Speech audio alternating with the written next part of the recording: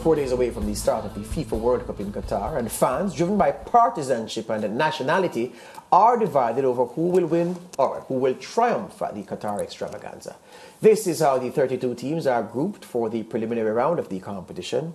A has Qatar and Ecuador. They'll play the first game of the tournament. Senegal, sweating over the fitness of Sadio Mane. He'll miss the first game at least. And then the Dutch represent Europe in that group. Group B, England, Iran, the USA, and Wales. So 2 British teams in that group. Group C has Argentina, Saudi Arabia, Mexico, and Poland from Europe. France headline Group D alongside Australia, who have a nice young team. Denmark has a strong team as well. And Tunisia will be hopeful of winning at least one game.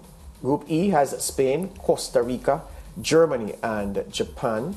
Group F, the Belgians against the progressive Canadians, Morocco, and Croatia.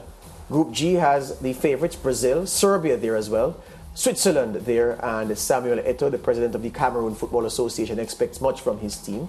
Portugal headline Group H. They're in there with Ghana, Uruguay, and the Korea Republic. We know it as South Korea. Now, FIFA's #1 team, Brazil, they are 4-1 favorites with bookmakers. This is an aggregate of the leading bookmakers across the world, the average odds, and they were put into a computer, and so you get the average of the betting odds on the individual teams. So that's how we've come up with this. If you look at the bottom of the list, Denmark are 33-1 outsiders, but they are short outside. All right, in betting terms, you'd say 33-1 bar Denmark, meaning every other team apart from Denmark, not named on this list, is worse than 33-1. Belgium at 16, Portugal at 16, Netherlands at 12, Germany at 10. And if you just stay with the graph 1 minute, Mr. Producer, it is needful for me to lean on my horse racing experience to explain what betting odds mean, because you put these things up and anticipate that people know what they mean.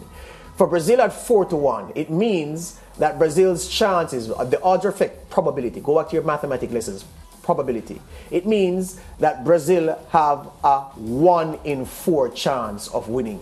That's based on the betting.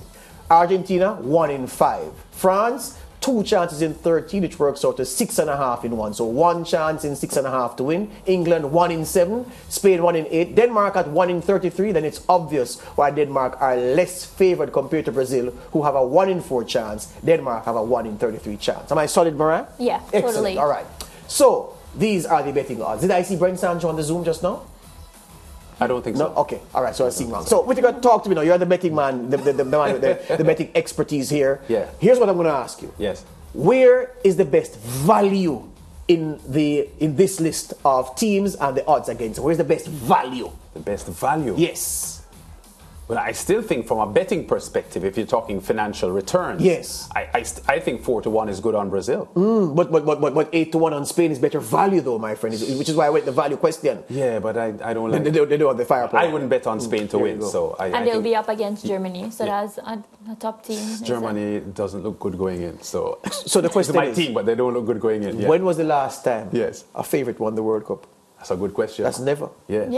Which means that those odds really won't say Brazil much. had never won when they were favorites? No, I think when I said never, I'm exaggerating, of course. But it's just been a long time. You're right. It's a long time, because they were favorites. Not in recent history. They were favorites in 62 when they repeat. They won in 58 with Pele. Yes. And then in 62 they were favorites to do, and they won in 60. They were favorites in 66, they lost, and they were favorites going to 70, and they won. So they were favorites. In my lifetime, Brazil were favorites. Every World Cup? Most World Cups. That's all I know. And for 24 years, they didn't win a World Cup between 1970 and 1994, which were my growing up years. Yes. Which is why I was growing up, George. I didn't understand what was this godlike respect for Brazil, because they weren't winning. And it's still there, because even after during my time, I'll say that it still has that godlike To be fair, adoration. though, they recovered, because they won 94, second 98, won 2002, so they've re-established themselves. And unquestionably, the biggest name and the most successful team in the history of the World Cup. And because of their flair, people like them in the same way that people say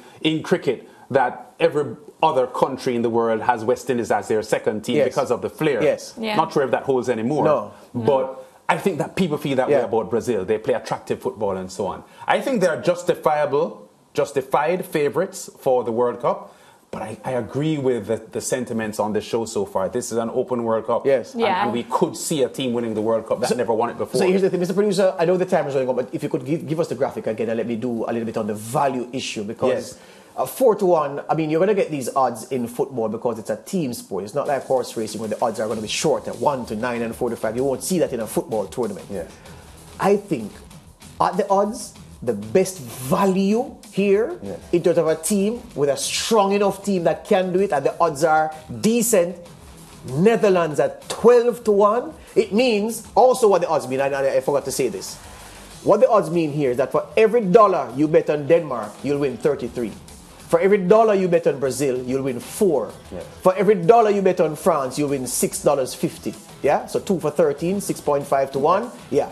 But I think, Lance. Yeah. Right, the Dutch value, 12 to 1 on the Dutch. Louis van Gaal coaches them, right? Yes. That's value. You know, George, when I was a teenager, Holland was my team, 1974 and 1978. And then I switched. Johan Cruyff and Neeskens and Van de Kerkhoff, and they were really high-quality players. But they disappointed me. They were beaten finalists both World Cups, 74 and 78. And they have had very, very good teams in the history of the World Cup and never won. I take George's point. You know, I was going to preempt you just now when you were leading up to saying, which I was going to jump in and say the Netherlands, and then you said the Netherlands, because at 12 to 1, based on the quality of their team and our acceptance that this is a pretty open World Cup, I don't think it's out of the question for the Dutch to win. Yep. And again, in terms of the betting, how the mind of a gambler works, people rationalize and say, okay, why am I risking $1 to try to win 4 for Brazil?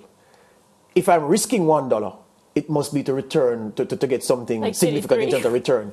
So I risk 1 to win 33. Yeah, but you would never get it. The one to win 4 is safe though, George. Yeah, but that's it. Safe if it comes through. If it comes through. Yes. If it comes through. That's just and the chances of that coming through. Someone on the other side of the glass just mentioned Portugal, George. At 16 to 1. Yes, with Cristiano Ronaldo. That's very good value as well. Yeah. But I think the Dutch represent a better value proposition. But at 16 to 1 Portugal, that's a good value bet. No joke. No joke. See? Break time. 4 to 1.